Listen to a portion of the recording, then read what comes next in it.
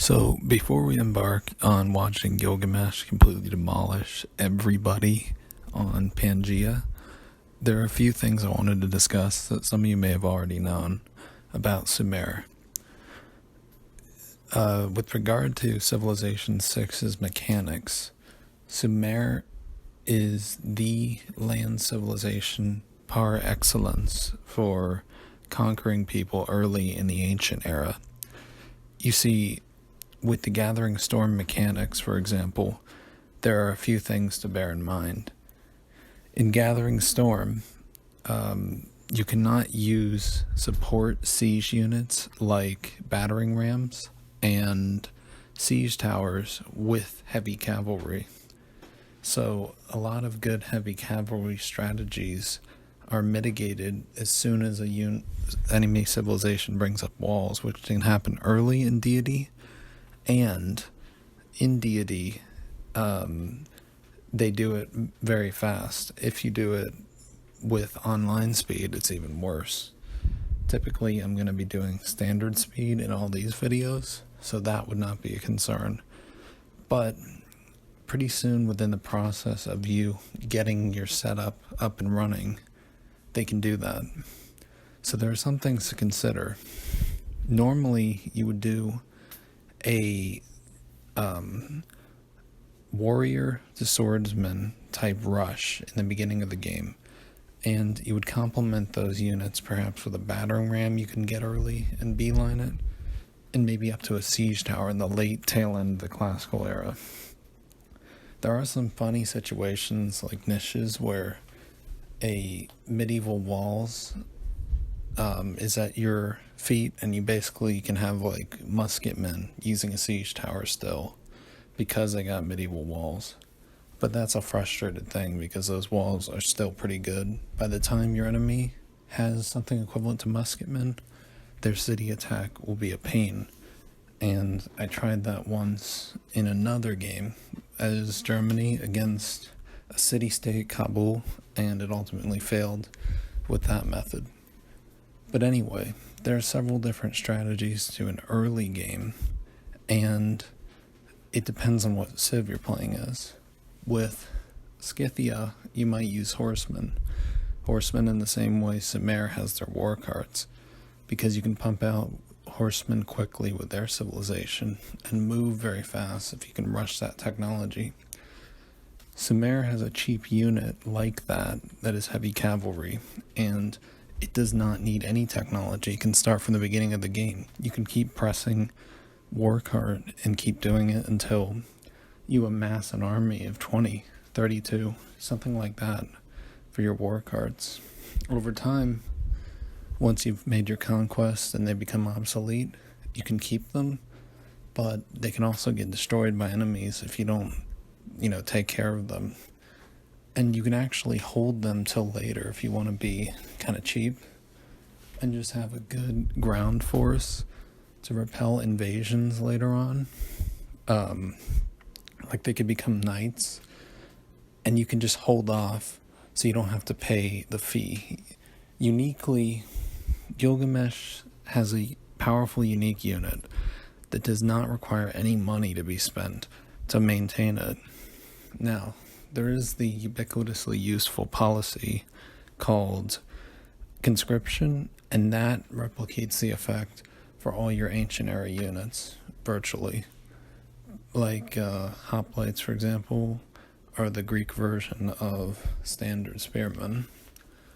But Gilgamesh just has a unit that makes you not need the warrior swordsman path that most civs take.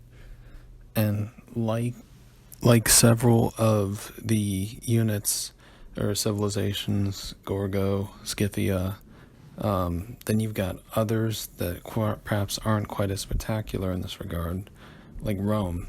Rome would give you the Legion, which is a slight upgrade over the swordsman. And then you've got Persia, who's got kind of a weakened combat strength, but the ranged advantage for their early rush with the Immortal. So there are a few civilizations, especially, as I've said, Norway, which has the naval version of Sumer's war carts at their disposal. And You should keep that in mind because these civs have a unique way of getting around that whole do you choose warrior to swordsman sort of thing, or do you choose cavalry and then risk having to build catapults, which are time consuming, get obsolete quickly, in many ways are often weakened by the fact that a city wall will just totally pelt your catapult in the same time that it takes to get into a spot, and you cannot really attack. Then next turn, if you attack, you already have enough damage that in the following turn they kill you, and you waste your money. Catapults are a difficult and frustrating thing. If anything, artillery are the first thing that start to easily measure up by themselves as standalone siege and anti-unit weapons, but getting the bombers is still better than artillery, ultimately. Now, the thing is, we've established that walls can get you down. In Gathering Storm, you got a COD, which helps infantry get through any walls, push through it like they got a battering ram, which is a great suzerainty to have. And the new Civ Byzantium has some benefits towards getting through walls that are tied to their high domination religious synergy. But in this situation, what we're trying to do in this tripartite way to get domination victories, this just being on vanilla, is to first attack and take as many cities as we can before we find that we're surrounded by cities with walls that impede us and we can't get any further. But with Sumer, we literally are stopped as soon as we have walls. But that's not a problem because, civs with swordsmen, they can use a battering ram, get through some walls. Sparta can take their hoplites and make it like a slightly earlier swordsman that can bash through walls with a battering ram. But it gets better than that, because even though we have to attack before walls appear, Sumer has unparalleled mobility, and they can deploy their unit to start conquering so early that you can build impressive empires early on as a springboard for your science production and ultimately towards your bomber fleets. Once you have a good amount of cities, like 10 at least, you're good to go. I'd like to note that in this match, I don't even think I've achieved as many city conquests as I could have in the ancient era, because I was impeded by some civs like Brazil, and the terrain was not conducive. Flat terrain is the most conducive to war carts because they are, having wheels and they need flat terrain to move. So that reflects a history of Bronze Age chariot fights like Kadesh between the Hittites and the Egyptians, and the place where the Sumerians themselves lived was extremely flat. When you have hills and rugged mountain terrain, it frustrates your ability to quickly fan out and take as many cities as possible. Anyway, nonetheless, you see I can still win the game on a huge map, and I don't think these are optimal conquest conditions, RNG, so on and so forth. Gilgamesh has another great advantage, and he's got other perks that synergize with city-states and alliances, but mostly what I'm concerned with is the early warmongering ability and the easy ability for builders to build ziggurats.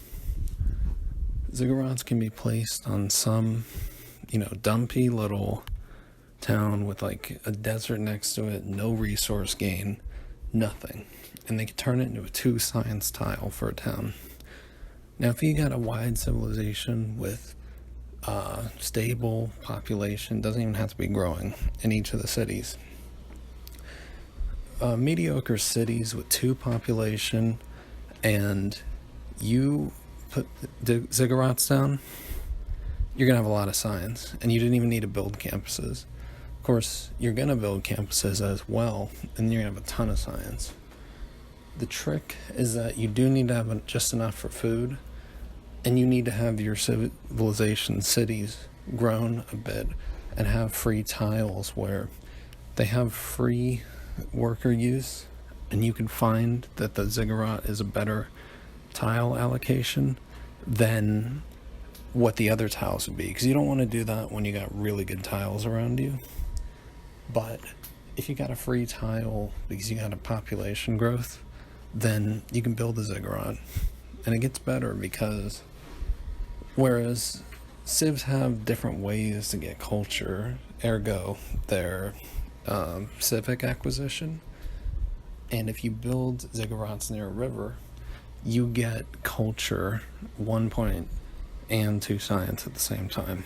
So they're just a really great way to shore up your non-combat game to keep up with other people in terms of science and civics. Without further ado, and without more commentary, I'll let you guys decide for yourselves how I've chosen to make more moves and conquer cities, and what you think of this series. Thank you.